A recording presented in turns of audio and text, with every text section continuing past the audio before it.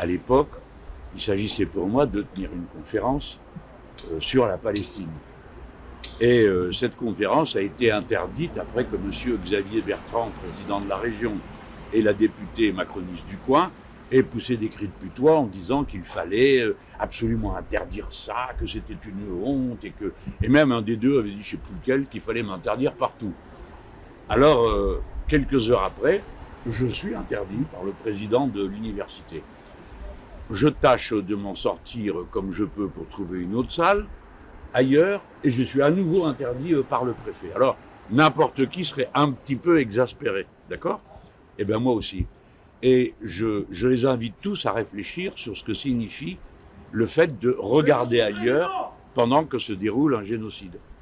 Ou de ne pas accepter une parole libre. On peut avoir l'avis qu'on veut sur cette affaire, mais de ne pas accepter une parole contradictoire en faisant comme si mes propos allaient déclencher je ne sais quelle émeute. Voilà comment j'ai été amené à tenir un discours qui, chez moi, est traditionnel sur la banalité du mal, qui est une expression que j'ai repris à la philosophe Hannah Arendt, où toutes sortes de gens contribuent au mal parce qu'ils regardent ailleurs et ils disent « Ah, moi, j'y peux rien, c'est la loi, je l'applique, etc. etc. » Et c'est un texte qui est très connu, c'est pas la première fois que j'y fais référence. Imaginez-vous que j'ai déjà dit ça, pas n'importe où, à la commémoration de la rafle du Veldiv, et je parlais à ce moment-là comme ministre du gouvernement Jospin. Personne à l'époque n'est venu pousser des cris et dire « mais à qui comparez-vous » etc. Bon, voilà. Alors la leçon de philosophie, à laquelle je suis habilité, puisque je suis titulaire d'une licence de philosophie, c'est une licence d'enseigner la philosophie. Mes cours sont gratuits et je les fais sur les places publiques, utilisant mon statut particulier de tribun. Voilà, rien de plus, rien de moins. Et la ministre, tout d'un coup, se réveille et décide de porter plainte contre moi pour injure. Je lui réponds immédiatement, madame, j'ai l'intention d'injurier personne. Je ne pense pas que ce président d'université soit un nazi, sinon je l'aurais dit. Je ne serais pas passé par des détours pour le dire. J'ai pas peur d'elle, j'ai peur de personne. Voilà. Alors me voilà convoqué 6 mois après. Et donc j'ai dû réécrire pour la 1000e fois cette histoire et vous déranger tous pour qu'on en parle. Faire un rapprochement avec M. Eichmann. Merci madame. Est-ce que c'est pas peut-être assassiné maladroit? Alors non, ce que j'aurais pas dû faire, c'est dire le mot. Mais bon, je suis sur une place publique, je suis en train d'expliquer mon affaire et dans le déroulement, je cite le nom. Qu'est-ce que vous voulez, c'est le titre du bouquin, le procès Eichmann.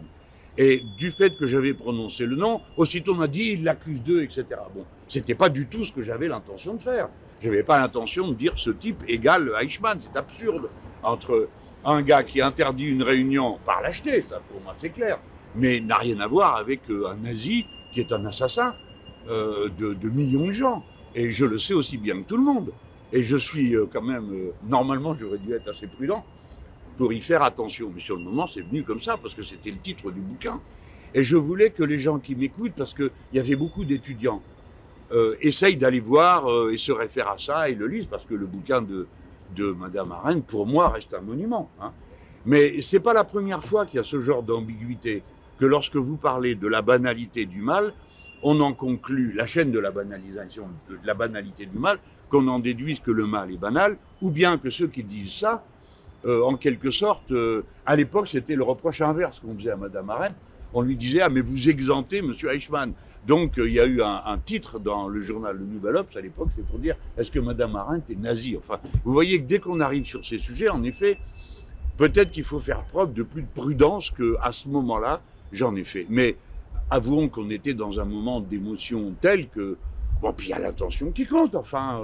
si cet homme s'était senti insulté, il m'aurait téléphoné ou écrit, ou il aurait réagi en me disant « Écoutez, qu'est-ce que vous êtes en train de faire ?» Bon, rien de tout ça ne s'est produit, c'est juste une plainte déposée par le ministre et qui aboutit 6 mois après à ce que je me retrouve là. Et c'est pas une petite incrimination, injure publique, ça coûte cher. Pardon ? Donc vous pensez que le dépôt de plainte n'est pas justifié, que c'est quoi, c'est une façon de s'acharner sur vous? À l'époque, c'était une manière de détourner le regard. Parce que du coup, on ne parlait plus du sujet de départ, qui était pourquoi ma conférence avait-elle été interdite, parce que j'en suis toujours là.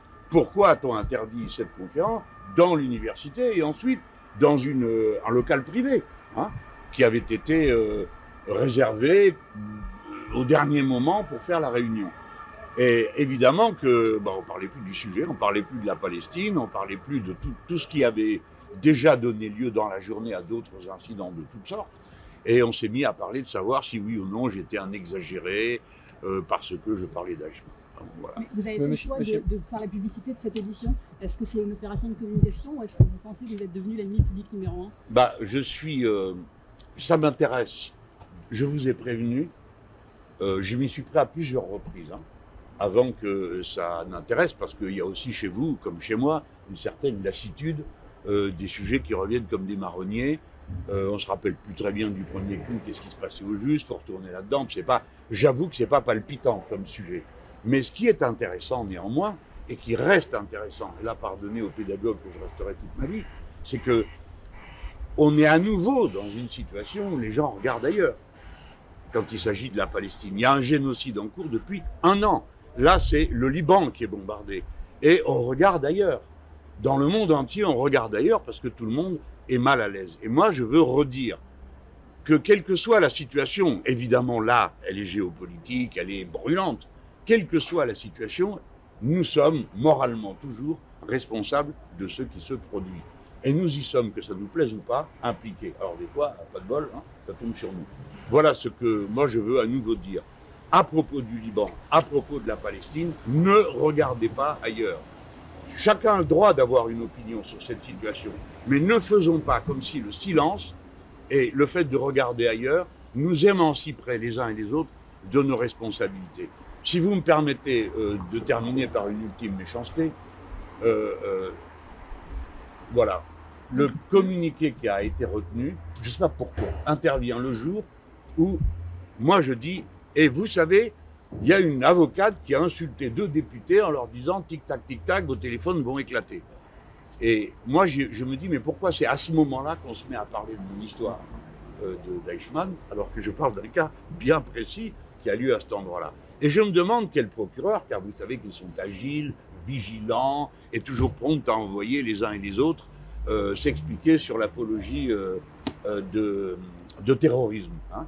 L'acte, comme l'a dit le directeur, l'ancien directeur de la CIA, qui consiste à faire exploser des téléphones et des beepers, est un acte terroriste. Eh bien, je m'attendais à ce que peut-être là aussi il y ait des suites judiciaires. Apparemment, il n'y en a pas, en tout cas pour l'instant. Donc je suis fondé à dire 2 poids, 2 mesures, et je le redis, ne regardez pas ailleurs. Il y a une autre plainte posée par un ministre contre Raphaël Arnaud, c'est encore une plainte contre un élu insoumis, qu'est-ce que vous en pensez? En ce moment là, c'est le défilé, hein. Tout le monde y passe, pour un oui, pour un non. Ça crée une ambiance qui est pas bonne. Et puis en plus, qui est pas bonne pour l'image du pays, parce que ne croyez pas qu'on va rester et qu'on reste la langue dans la poche. Hein. On le raconte, on le traduit en plusieurs langues. Dans le monde entier, les gens se disent, mais qu'est-ce qui se passe en France? Vous vous rendez compte maintenant? Un mot par-ci, par-là, bam, directement, la plainte, le machin, la police. Et puis après, vous savez, il y a une façon de formuler les accusations qui, avant même que vous soyez jugé, vous condamne. Moi, c'est injure publique, mais j'ai injurié personne. Dans l'injure, il y a une intention. Hein, ça vous arrive à tous, injurier, je sais pas moi, le bocal d'un pot de confiture qui vous résiste. Bon, donc tout le monde sait ce que c'est injurier, il y a une intention, vous en prenez à quelqu'un. Moi, je m'en prenais à personne. Lui non plus. Il s'en prend à une institution. Enfin, il y a bien des gens qui sont morts l'autre nuit en Calédonie, Kanaki. Par conséquent, c'est quand même le droit et le devoir d'un élu de dire dans quoi on est reparti. Nous, les Français, on a quand même un peu d'expérience des abus de pouvoir pendant les périodes de rapports coloniaux. Enfin, c'est le minimum. Si un député non plus ne peut pas donner un avis sur ce qui se passe dans un territoire comme celui-là où tout le monde est à bout de nerfs, hein, tout le monde est à bout de nerfs, eh bien alors, est-ce qu'on peut encore dire c'est vraiment un endroit, la France, où la parole est libre? Ben non, il ne l'est plus. Non, il ne l'est plus. Nous sommes à tout moment, nous devrions avoir un code pénal dans les mains pour vérifier si tel truc peut être interprété de telle ou telle manière. Parce que tout à l'heure, vous m'avez posé la question. Moi, au moment où je dis ça, j'ai pas du tout l'impression de m'injurier. Donc le lendemain, je tombe de l'arbre. Donc j'apprends que injure publique, je sais pas quoi. Il y a un problème.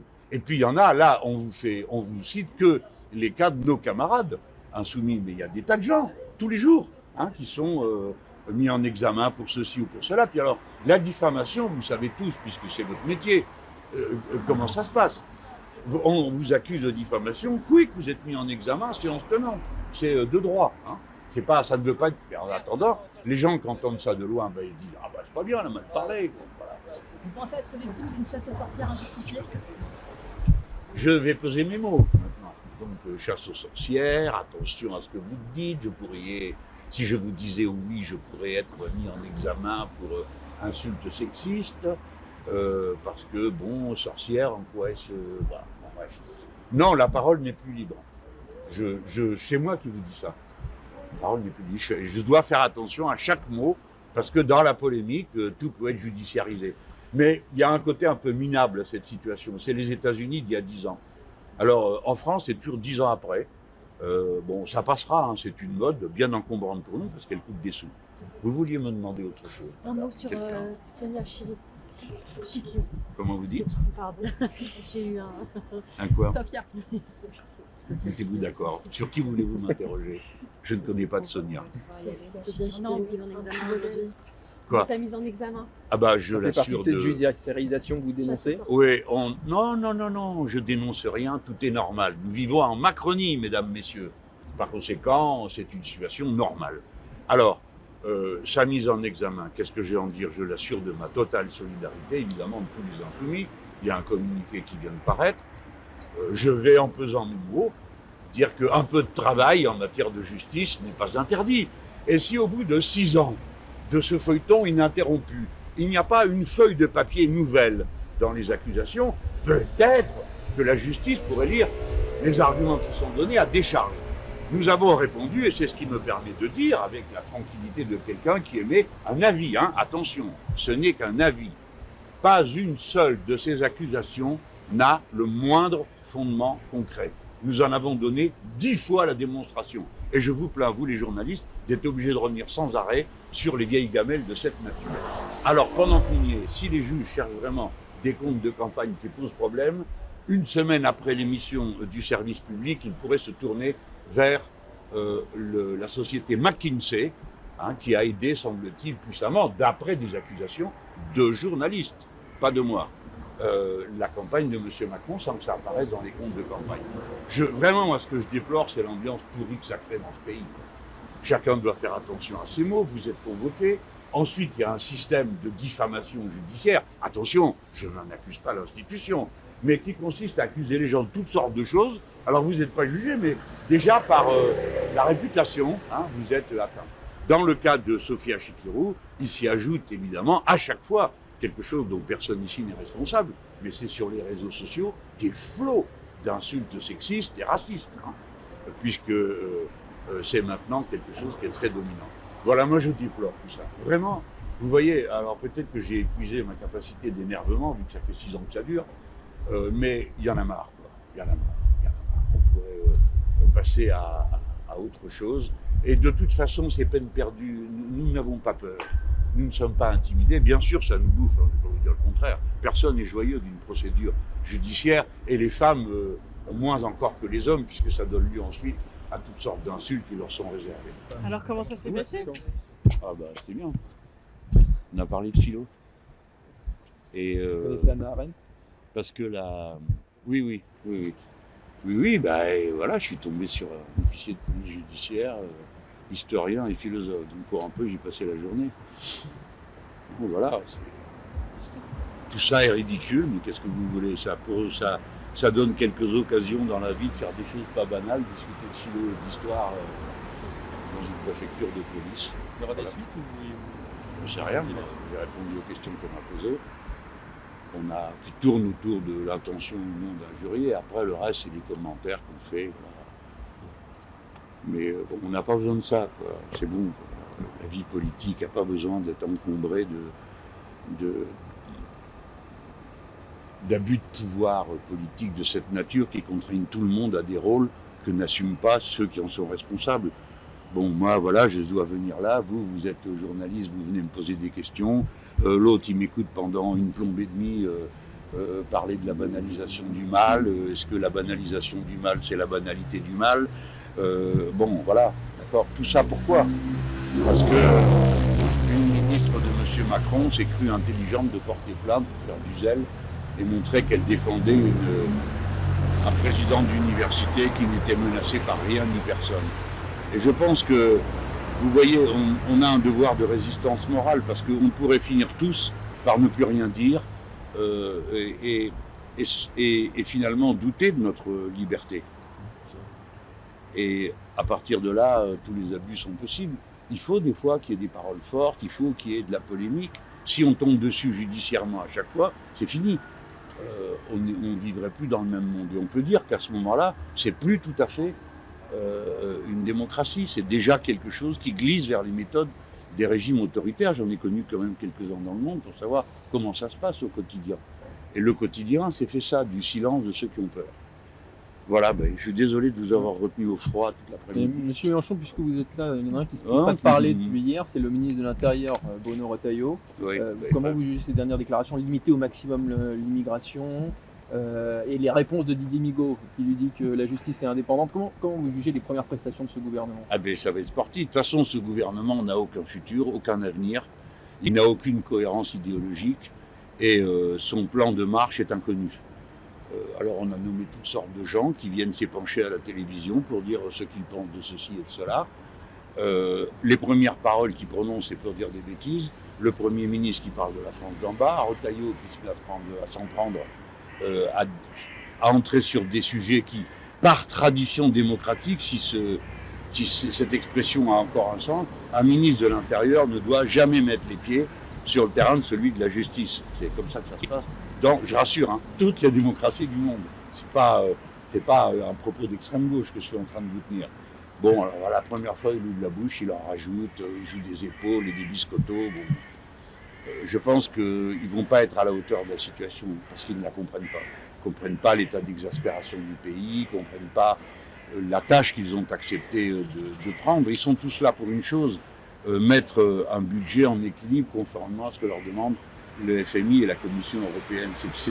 C'est un défi insoluble par eux. Voilà, moi je déplore cette ambiance. C'est pas bon de parler comme ça. Le principal problème des Français aujourd'hui, c'est pas l'immigration.